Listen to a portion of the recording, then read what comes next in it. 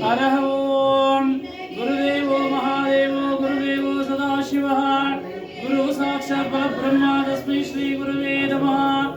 ओम नमः सदसे सदसस्पतये नमः सकीनां पुरोगाणां चक्षुषे नमो देवी नवकृतर्वै सपरप्ता सभामे गोपाय ये च सद्या सभासदः तानिन्द्रिया वदत्कुरो सर्वमायुरुपासदा सर्वेभ्यो भक्तमहेश्वरेभ्यो नमः।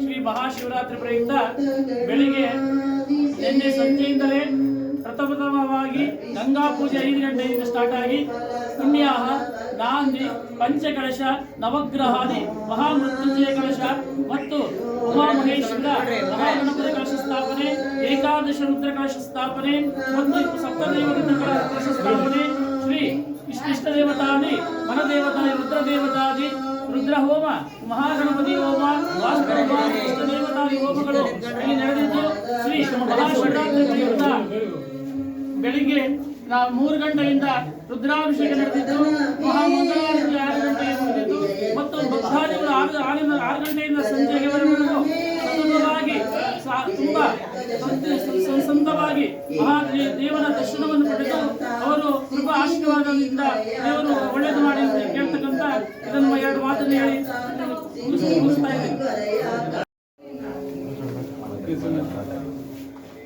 ಓಂ ನಮಃ ಶಿವಾಯ. ಶ್ರೀ ಕೊಳತಪ್ಲೇಶ್ವರ ಸ್ವಾಮಿ ದೇವಸ್ಥಾನ, ಸಂತೆಪೇಟೆ, ಸಿರಾನಗರ. ಸಂಭಕ್ತ ಭಕ್ತಾದಿಗಳಲ್ಲಿ ಕೇಳ್ಬೋದಂದರೆ ಪ್ರತಿ ವರ್ಷದಂತೆ ಶಿವರಾತ್ರಿ ವಿಶೇಷವಾದಂಥ ಶಿವರಾತ್ರಿ ಅಂತ ಹೇಳಿ ಈ ವರ್ಷ ವಿಶೇಷವಾದಂಥ ಶಿವರಾತ್ರಿ ಅಂತ ಹೇಳಿ ಆಚರಣೆಯನ್ನು ಮಾಡ್ತಾ ಇದ್ವಿ. ಎಲ್ಲ ಭಕ್ತಾದಿಗಳು ಬೆಳಗ್ಗೆಯಿಂದ 15,000 ಜನ 30,000 ಜನ ಅಂತ ಕಾಲು ಈಗಲೂ ಬೆಳಗ್ಗೆ 5 ಗಂಟೆಯಿಂದ 10 ಗಂಟೆ ಆದರೂ ಸಹ ಅಷ್ಟು ಖಾಲಿ ಆಗಿಲ್ಲ.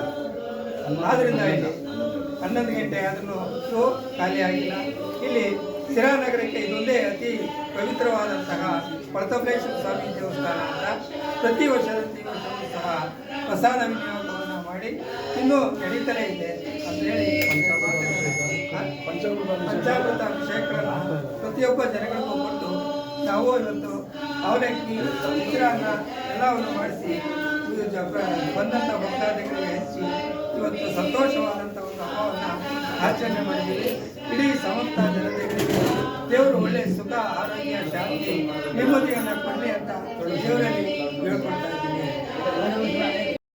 ಈ ಒಂದು ದೇವಸ್ಥಾನ ಐತಿಹಾಸಿಕ ಹಿನ್ನೆಲೆ ಹೊಂದಿರತಕ್ಕಂಥ ದೇವಸ್ಥಾನ ಆಗಿದೆ.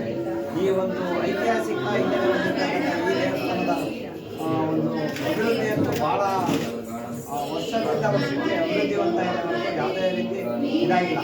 ನಾನು ಕಂಡಾಗೆ ಸುಮಾರು ವರ್ಷಗಳಿಂದ ಇದು ಹೆಸರನ್ನ ಗಳಿಸ್ತಕ್ಕಂಥದ್ದು. ಚೋಳ ಕಾಲದಲ್ಲಿ ಇರ್ತಕ್ಕಂಥ ದೇವಸ್ಥಾನ. ನನ್ನ ಒಂದು ಪೂರ್ವಿಕರಿಗೆ ಹೇಳಿರ್ತಕ್ಕಂಥ ಮಾಹಿತಿ ಪ್ರಕಾರ ಅದು ಚೋಳರ ಕಾಲದಲ್ಲಿ ಇರ್ತಕ್ಕಂಥ ಒಂದು ದೇವಸ್ಥಾನ ಇದೆ. ಈ ದೇವಸ್ಥಾನದ ಹಿನ್ನೆಲೆಯನ್ನು ನೋಡಿದ್ರೆ ಸುಮಾರು ವರ್ಷಗಳ ಹಿಂದಿನ ಇತಿಹಾಸನೇ ನಾವು ನೋಡ್ಬೋದು. ಇದು ಅಷ್ಟು ಪವಿತ್ರ ಮತ್ತು ಪವಾಡವಾಗಿರ್ತಕ್ಕಂಥ ದೇವಸ್ಥಾನ, ಹಿನ್ನೆಲೆ ಹೊಂದಿರತಕ್ಕಂಥ ದೇವಸ್ಥಾನ. ಈ ದೇವಸ್ಥಾನ ಸಿರಾ ತಾಲೂಕಿನಲ್ಲಿ ಎಲ್ಲೂ ಇಲ್ಲ ಅಂತ ಹೇಳ್ಬೋದು. ಯಾಕಂದರೆ ಅಷ್ಟು ಒಂದು ಶಕ್ತಿಶಾಲಿ ಆದಂಥ ದೇವಸ್ಥಾನವನ್ನು, ಈ ಒಂದು ಶಕ್ತಿಯನ್ನು, ಒಂದು ದೈವ ಶಕ್ತಿಯನ್ನು ಹೊಂದಿದ ದೇವಸ್ಥಾನವಾಗಿದೆ.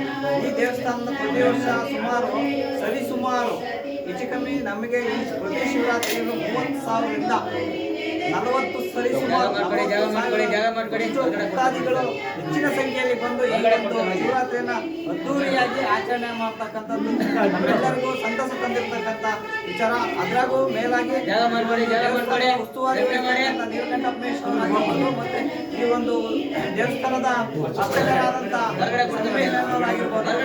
ಪ್ರತಿಯೊಂದು ಮುಂದಾಳತ್ವದಲ್ಲಿ ಇವತ್ತು ಒಂದು ಈ ದೇವಸ್ಥಾನ ಅಭಿವೃದ್ಧಿ ಹೊಂದ್ತಾ ಇದೆ ಅಂತ ಹೇಳಕ್ಕೆ ನಾನು ಇಷ್ಟಪಡ್ತೀನಿ.